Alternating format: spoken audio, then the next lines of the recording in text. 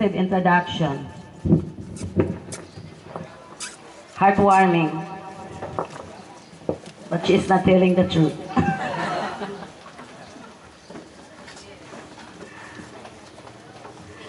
The Vice President for Academic Affairs, Dr. Aida Lanyoso, the Vice President for Administration, Dr. Venezuela, my counterparts for development of the university.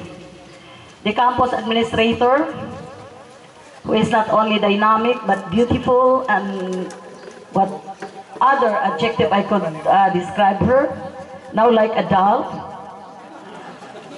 Deans and directors of the different campuses, faculty and staff, our companions from the main campus, Jimai, Tonton, and Felix, student government officials, all students, ladies and gentlemen, good afternoon. Today we will be launching and hoisting the ASEAN flags and its member countries. This therefore marks that J.R. Michoacan campus is integrated to the ASEAN as in the main campus. What is ASEAN? ASEAN, especially to the students, is the Association of Southeast Asian Nations. I think I don't need to name them, although I have the list, but you can see on the polls, no, the names of or the member countries of the ASEAN. The ASEAN community was established to stimulate regional cooperation and will have an impact on education in the ASEAN region. One of the ambitions is to further harmonize the higher education systems in the ASEAN region. This policy is likely to have implications for student and staff mobility and the number of institutional cooperation agreements. Ladies and gentlemen, in 2015, the road to ASEAN reaches the Philippines, particularly in Jose Rizal Memorial State University, because our President is very ambitious enough to launch and hoist the flags in June 2015.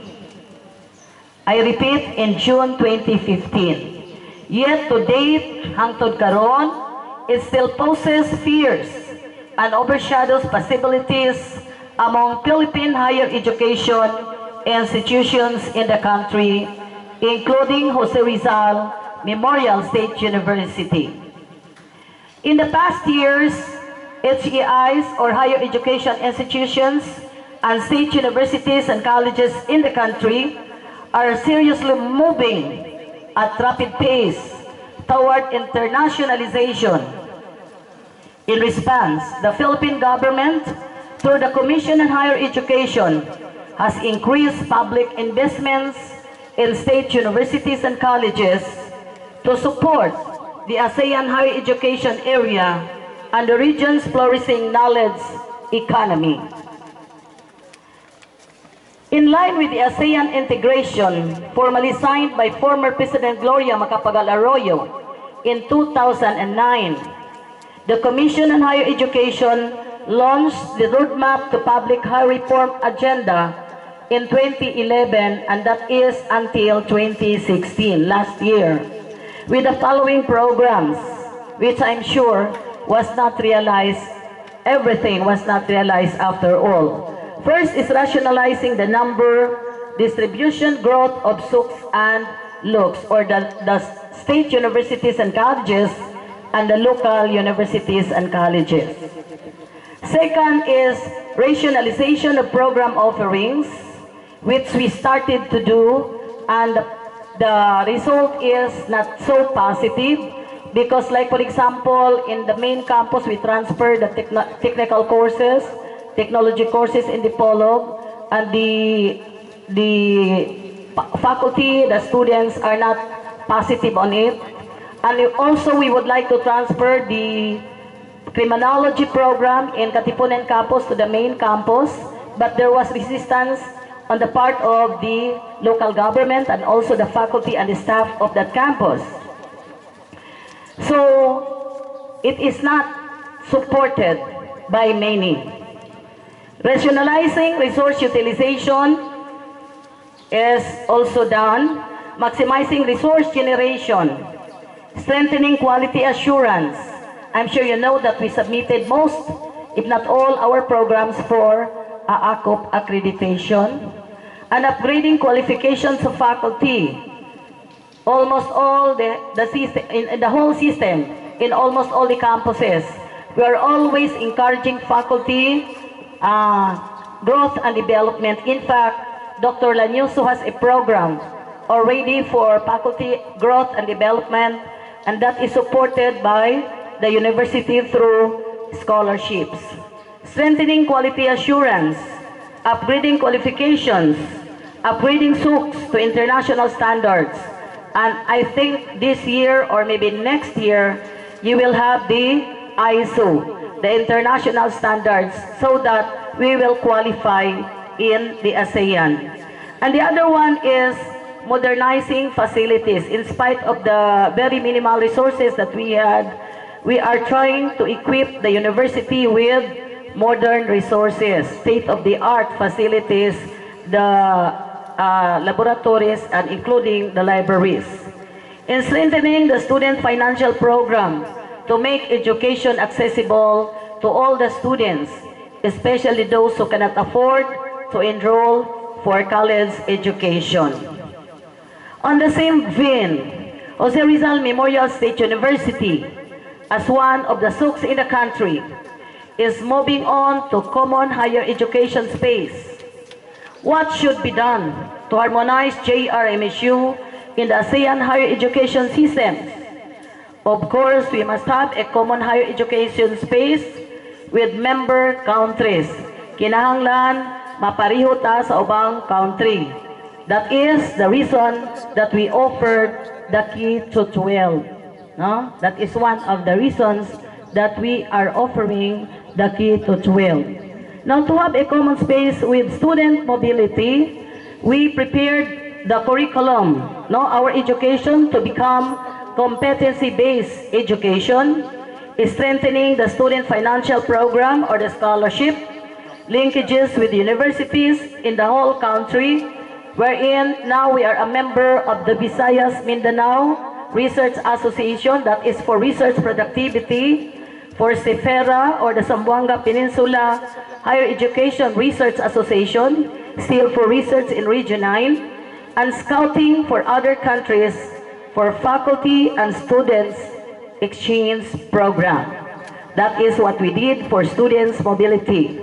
The second is credit transfer. We conducted DACOM, or the curriculum, the competency-based curriculum.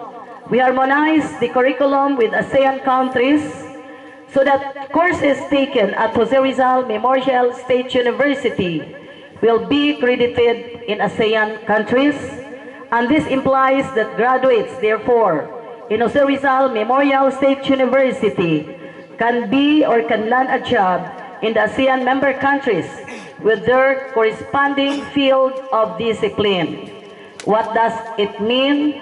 Ang graduates sa JRMSU makatrabaho sa 10 member countries of the ASEAN because we already have a common space of our curriculum to other countries. That means they can bring their credits to other countries.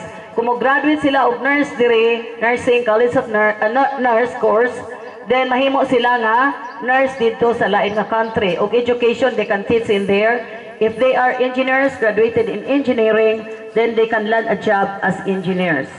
Unlike before in the previous years wherein we received a communication from Europe. A student of ours from the main campus worked in Europe.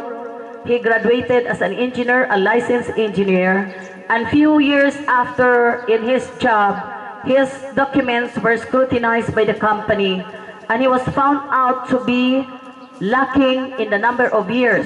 So gi-judge siya, a-judge na wala siya mo graduate of engineering, kulang siya number of years because he did not pass the key to 12. And what is happening? What is the consequence? He was transferred to a skilled labor. Sad to note that if you will finish your courses and we cannot be on common space with the 10 countries, then you cannot land a job, you cannot bring your credits in other countries. Next is research productivity. Membership in Scopus for ISI publication, we did that already. JR Mission Official Research Journal was adjudged by CHEDJAS as category A2, or that is international category. Increased budget for research and the number of researchers, number of citations, and JRMSU is now on online journal system, publishing researches in ISI journal with impact factor, and that as we did in order to have a common space with other countries as far as research is concerned. Ladies and gentlemen, the ultimate goal of the 4 scheme which I have mentioned, the students' mobility, credit transfer, quality assurance, research productivity, the above is to set up a common space of higher education in Southeast Asia. We already have changed the start of school year from June. Diba sa una atong start of the first semester is June. We transferred it already to August instead of June to coincide with the rest of the ASEAN countries. Nga naman, because if there are students who would like to go on other countries for a study, no, they can transfer because pariha tao beginning of the semester. Kung doon na po'y gustong maaridiri in our country to enroll in our college, they can also transfer because we have the same start of the semester. And that is the first reason why we changed our schedule of the school year, first semester and second semester.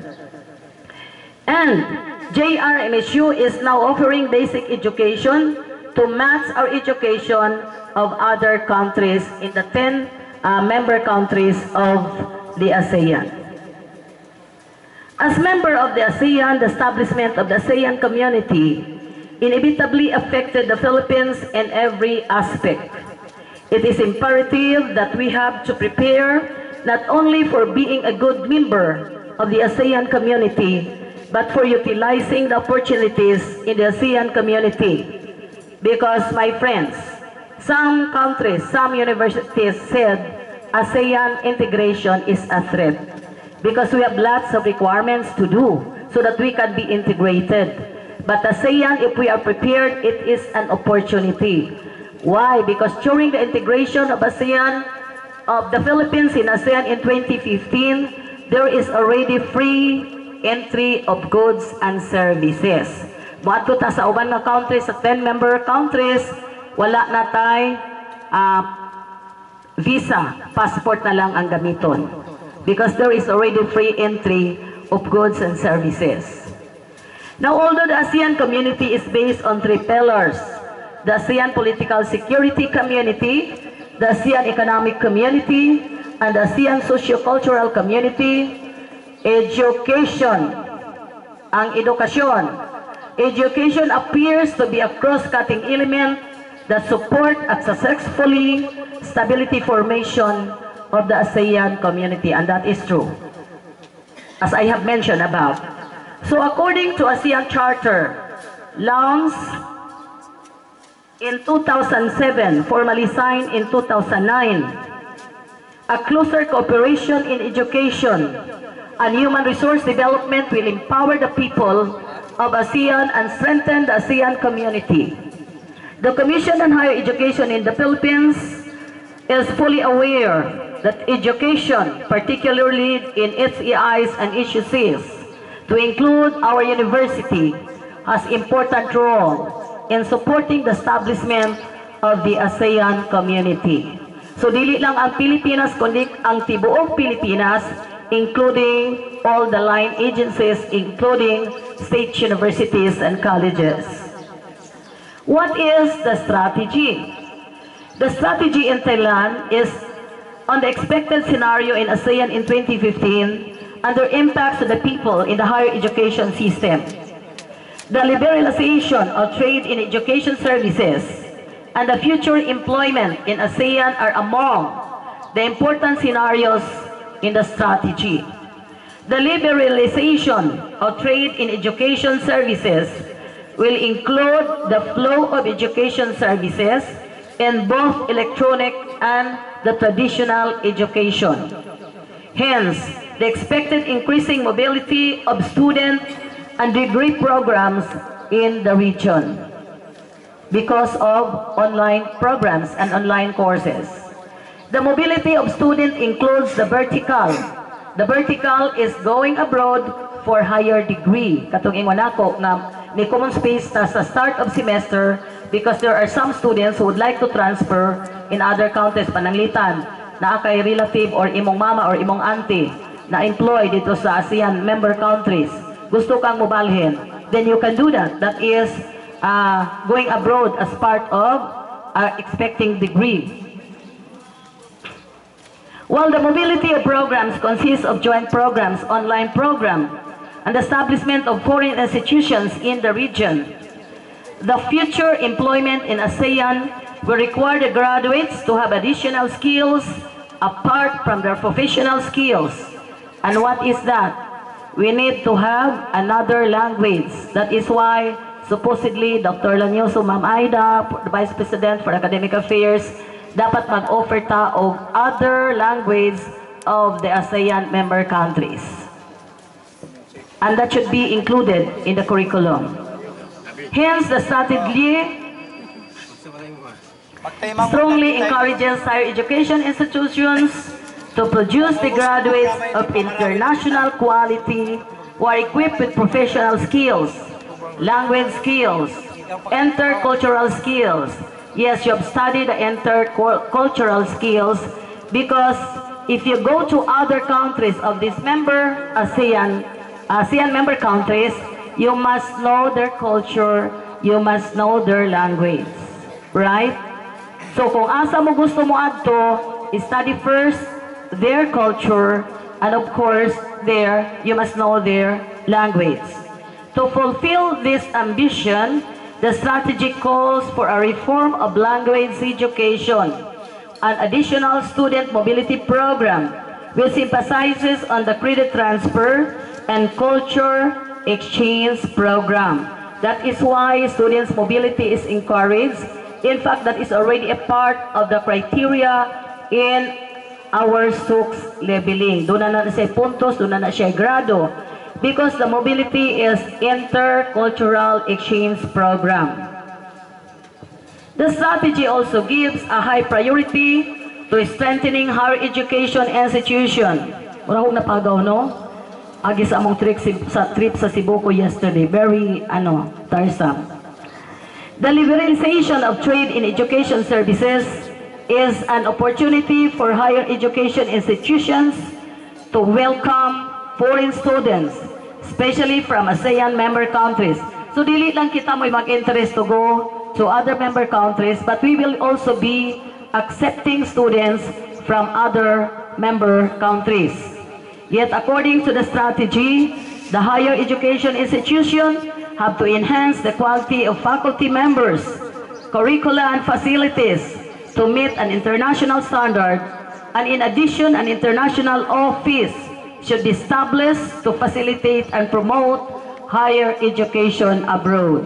So in connection to ASEAN, we must establish an office in our German system that will facilitate students going abroad and accepting students from abroad to enroll in our university. I just could remember when Dr. Salvador Campiseño, the late Dr. Salvador Campiseño, was still the dean of the graduate school, there was a letter from, I think, Indonesia. If I remember it right, who wrote in the university regarding the graduate school program, the master's degree. However, during that time, wala pa tayo program to accept foreign students in our university. The strategy encourages respective SUCs to work closely to regional agencies such as the ASEAN University Network and CMEU on harmonization of ASEAN higher education system. The harmonization will cover the quality assurance, quality frameworks, credit transfers, and other related issues. Besides the ASEAN higher education information, clearinghouse must be developed to support the process. Katong ako ingon nga kinahanglan dunay office established ang JRMSU. The next step, therefore, is there is a need to compete and collaborate. What about the Philippines? What about JRMSU? My dear friends, my dear students, the Philippines is lagging behind in the world ranking, except for few universities that compete in the ASEAN. And I think only Ateneo, University, La Salle, and UP. In fact, UP is sa more than 400 in the world ranking. Ang nakataas-taas 300 kapin is Ateneo University, followed by La Salle, and that is 2016 ranking. Because the world ranking is based on research.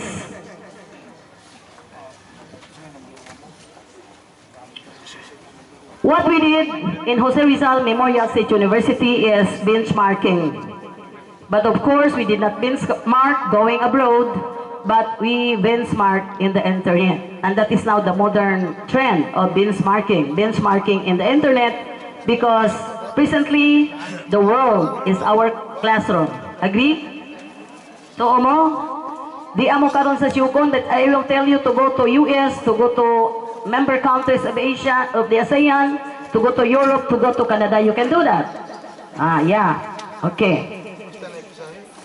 So in consonance to ASEAN goal, Jose Rizal Memorial State University is currently working to build an international academic cooperation with universities in Asia and possible joint undertakings of our collaboration.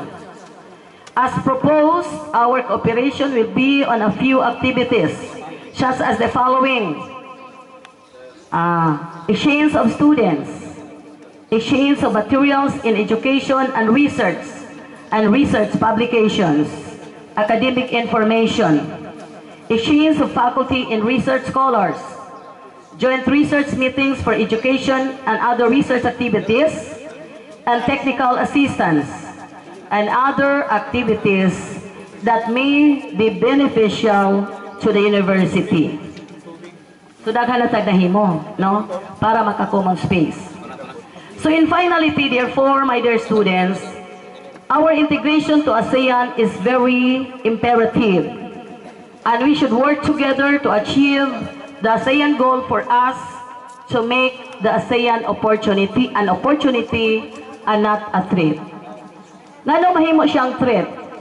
If you finish your courses, your programs, na wala mo naka competency based, outcome based, no? Which is very important in other ASEAN member countries. Even in our very own country, you cannot land a job. Why? Because in the open entry of goods and services, other countries will also be coming here. And if you are working and you are not qualified because you were not able to bring your credits according to the ASEAN member countries, pwede tanila pulihan. Pwede tanila pulihan because we are on that position wherein we are not qualified. So your activity today, my dear students, my dear faculty, and everyone in attendance is very important. Thank you, Dr. Ibar Sobal, for this activity.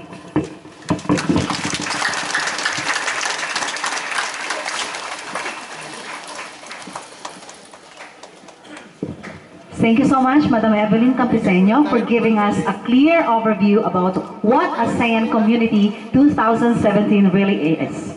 May I